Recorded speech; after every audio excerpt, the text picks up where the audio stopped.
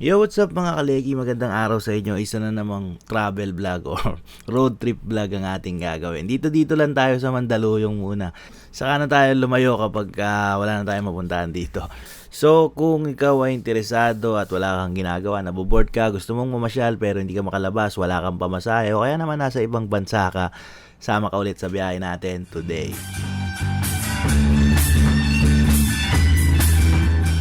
So, yung nasa kanan natin yan ng gate papasok ng mental hospital dito sa Mandaluyong. Yung pader na yan ay mental. Dati kapag tinanong ka, taga saan ka? O pag sinabi mong taga Mandaluyong ako, ang susunod na itatanong sa'yo ng kausap mo ay saan? Sa loob or sa labas? Actually, joke yun na ang ibig sabihin, saan ka sa Mandaluyong? Sa loob ba ng mental hospital o sa labas ng mental hospital? Pero naluma na yan ang panahon, dumami na masyado ang tao dito sa Mandaluyong. Sobrang crowded na dito sa Mandaluyong kasi nga nasa gitna siya. Malapit siya sa lahat kaya yung mga tao mas piniling tumira sa Mandaluyong. Kahit ako nga, taga San Juan ako dati, nakatira na ako ngayon sa Mandaluyong. Oo nga pala, kailangan ko magpa-change ng voter's ID. Magpaparehistro ako dito sa Mandaluyong para makaboto ako next year. Minsan lang ako makaboto. Actually, 2 beses pa lang yata ako nakaboto. Lagi kasi kami nasa barko. At kapag eleksyon natatapat, wala kami sa Pilipinas. So, yung karamihan ng mga seaman hindi na nga nagpaparehistro eh. So, wala akong vlog kahapon. 2 araw na yata ako walang vlog kasi busy ako. Inarkila akong driver ng asawa ko. Marami kami pinuntahan. Nagpunta kami ng Tutuban. May mga pinamili kami doon, tapos namili kaming grocery, nagbayad ng mga kung ano-ano. Sinamahan ko si Mrs. Basta araw-araw parang driver niya ako. So marami ako road trip na footage. Kaya ito lang muna yung vlog natin. Saka na ako gagawa ng ibang mga vlog na pang electrical, pang solar. Dito na muna tayo, pasyal-pasyal na muna tayo. Total, holiday seasons naman. Saka na natin problemahin yung mga ibang mga bagay. Ipapasyal ko na lang kayo sa mga pinupuntahan kong lugar-lugar. So, ang labas nito, Martinez. Ewan ko ba't ako dito pumasok eh. May sinundan kasi ako nakamotor, nagdi-deliver siya ng Shopee. Parang na-hypnotize ako, sinundan ko lang siya. Actually, during this time, nag-iikot-ikot lang ako, nagpapatay ako ng oras. Kasi si Mrs. ay pumunta sa Topway, hinatid ko siya doon. Ang problema sa Topway, walang parkingan. Mahirap mag-park. So, habang namimili siya, nag-stroll-stroll na muna ako. So, dito tayo lumabas, Martinez na to. Ang labas na niyan, ang tumbok natin ay munisipyo na ng Mandaluyong. So, dyan banda sa tapat ng kulay green na may orange na building, dyan yung munisipyo. At yung mga building na yan ay punong-puno ng mga Christmas light. Magandang mamasyal dito kapag November, December, holiday season. Pero ngayon, pandemic, wala. Medyo malungkot yung Kapaskuhan kasi wala nga mga Christmas light, hindi pwede mamasyal yung mga bata. Dati may mga perya pa dyan, pwede ka sumakay ng mga roller coaster. Tapos maglaro-laro ka sa perya, yung mga maghahagis ka ng piso, makakuha ka ng platito, o kaya mangkok. Ewan ko ba't tinatarget yung mangkok eh. So, dito, Picruz. Pag kumanan tayo dyan, papuntang Acacia Lane. Tapos, pag dumiretso, papuntang Gabis yata yan. Papakalentong. So, hindi tayo doon dadaan. Mag-u-turn lang ako. Wala akong makitang U-turn. So, dito na lang ako bibelta. Pag diniretso mo yan, sa may bandang dulo, may simentero dyan, alam ko eh. San Felipe ba yan? Hindi ko sigurado. Hindi ako talaga taga Mandaluyong. Masarap mag road trip kahit malalapit lang yung pinupuntahan mo. Huwag ka lang maiipit sa trapiko kasi pag na-traffic ka, nakakabisit na eh. Tulad nito, may stoplight. So, kakanan na tayo dyan sa kanto. Medyo napalayo yung pag-ikot ko nito. Dapat hindi ako dito napunpat. Pabalik na ako ulit doon kay Mrs. Nag-text na siya nung time na to.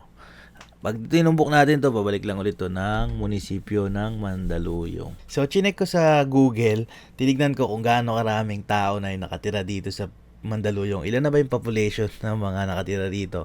So, sabi ni Google, 453,939 as of now, yung kanilang estimated known population, last known population nila. At nakaraang araw lang may nag-census na sa amin. So baka ma-outdate na to at umabot na ng 500,000.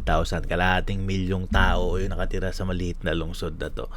So hindi mo naman masisisi yung karamihan kasi dito naman talaga yung parang malapit sa lahat eh. Ang dami mong pwedeng lusutan, ang dami mong pwedeng puntahan. Maraming mga shops, mga grocery, mga bangko, eskwelahan. Tapos may mga ospital, simbahan, ang dami. Kaya halos kalahating milyon na palang tao ang nakatira dito, yung population dito sa Mandaluyong City. So, pagkaliwa natin dito, pag tinumbok natin, ang labas natin yan ay Bonnie Avenue. So, sa kanto ng Bonnie Avenue na yan, pag kumaliwa tayo, papunta yan na Mandaluyong Hospital, alam ko. Tapos, pag kumanan tayo, papuntang Barangka Drive. Pag dinire-diretso natin tong kalsada, ito na yung Bonnie Avenue. Pag dinire-diretso natin to, ang tumbok nito, EDSA. Bago tayo makarating ng EDSA, madadaanan natin yung eskwelahan na RTU or Rizal Technological University. May mga subscribers ako rito na nag-aaral doon. So, shoutout sa inyo. Tapos, dito na yung Topway. Yan. TWG Mart. Topway Grocery Mart. Actually, kung napansin mo, yung footage na to is karugtong no footage ko nakaraan o yung video ko, vlog ko nakaraan. Galing tayo ng rooftop parking ng Cherry. Dito kami napadpad. Kasi may binili kami sa Cherry tapos wala sila doon. Wala yung hinahanap namin. Kaya pumunta kami dyan sa Topway na akala namin nandyan pero wala rin pala. So, huminto ako kasi si Mrs. nagpunta na ng McDonald's na inip na. So, wala rin yung binibili namin sa Topway. Kaya naman ngayon, pupunta naman kami sa Pure Gold Show Boulevard. So, galing kami ng Cherry Puderama sa show. Mas malapit na doon yung Pure Gold. Pero pumunta pa kami ng Topway kasi akala namin meron sa Topway at wala sa Pure Gold. Ngayon, pagdating namin ng Topway, wala rin pala sa Topway yung hinahanap niya na gusto niyang bilhin. Pabalik na naman kami sa Show Boulevard. So, di ba? Road trip.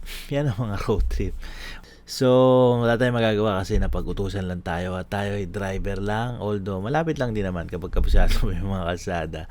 Pag tinumbok natin to, papalik na tayo ng Mental. So, 9 de Febrero Street yan. Pakaliwa, papunta ng Mental. Dito, papunta ng Pakalentong to. So, ito, kahabaan ng 9 de Febrero Street. Dito sa kaliwa, yan ang eskwelahan. Neptali Gonzales High School yata yan. Basta eskwelahan yan. So, masarap dumaan dito sa 9 de Febrero kasi mas konti yung sasakyan na dumadaan dito kumpara dun sa Show Boulevard. Sa Show Boulevard, laging matraffic eh. Marami dun sasakyan. So, dito mas okay dumaan. So, pag kinana natin to, yan na yung Cherry Puderama. Tapos sa susunod na kanto, bawal ka kumanan dyan one way. Dyan naman yung papuntang SNR. So, dito, diretso, papunta ng dito sa kaliwa, correctional yan eh. Tapos, pag diretso, palabas na ng Martinez Street. Mas masarap dito dumaan. Masikip nga lang yung kalsada, pero compared sa Show Boulevard, mas pa-traffic doon. Laging traffic na sa Show Boulevard eh. So, dito ang kalaban mo lang is yung mga tricycle, yung mga nagbabike, yung mga naglalakad. Pero tuloy-tuloy yung andar. So, sa may kanto, kakanan na ako dyan at ang tagos niyan is Show Boulevard na. Pag kanan, isa pa ulit kanan, papunta ng Pure Gold yun. Ang problema, nakurap yung dashcam footage ko kasi kinat ko yung file. Dapat pala ikakopy mo lang bago mo i-delete. So, kinat ko eh. So, wala na, hindi ko na na-recover yung file. Kaya, ang ending, nandito na tayo sa Pure Gold. At ito yung parkingan ng Pure Gold. Ito sa kanan ko, yan yung Pure Gold. Palabas na ako ng parking. Yan na yung Show Boulevard. Paglabas ko ng parking, kaya naman, tatapusin na natin ang video ngayon. Sana nag-enjoy kayo sa ating pamamasyal. Dito lang tayo sa tabi-tabi.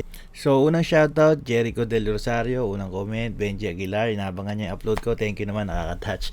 Job Machakaw, shoutout sa'yo. Jim Belda, wala pa tayong panload. Nanay Linda, Jobert Pag-iet, Rani Base, Rene Macoy, John Oliver Riano, Joeng Chung. Sana makita tayo sa SM Mega Mall next na punta mo. Elevator technician ako. Sige, makita tayo one time. Donato Valles, Ken Aliben, tapos sabi ni Celia Umlas, thank you sa shoutout, baka makilala na ako niyan. So, lagi siyang nasa shoutout kasi lagi siya nagko-comment. Kaya kung hindi ka nagko-comment, nanonood ka, shoutout ka na rin. Claire Rutan. So, Patrick Echeverria, tinatanong niya kung yung Goldilocks ba ay nandoon pa rin sa unahan ng Cherry. So, yung Pure Gold saka Cherry, in between nun, nandoon yung Goldilocks. Nandoon pa rin, nadaanan natin yan sa video. Julian Sahig, sa SNR, yan ang office namin. So, baka nakita mo na nga ako, hindi mo lang ako kilala eh. So, Adrian Elias, Al, Francis De Vera, Uncle Sam Lubreras, Nexter Lecky, Bireos and Casa. Pag napadaan tayo ng Quezon na, doon tayo makikita natin yung mga hinahanap ni Uncle Sam. Tataka Sosyo, JV, Eleanor Vita, George Huico, mahaba yung comment niya. Thank you very much for your long comment. I appreciate po. At shoutout sa'yo, Sir George. Brianna Makabebe, idol po shoutout. So, 1 hour ago na shoutout na siya. So, paano mga kaleki, maraming salamat sa panonood. Hanggang dito na lang, tatapusin natin. Hanggang sa susunod na biyahe at paalam.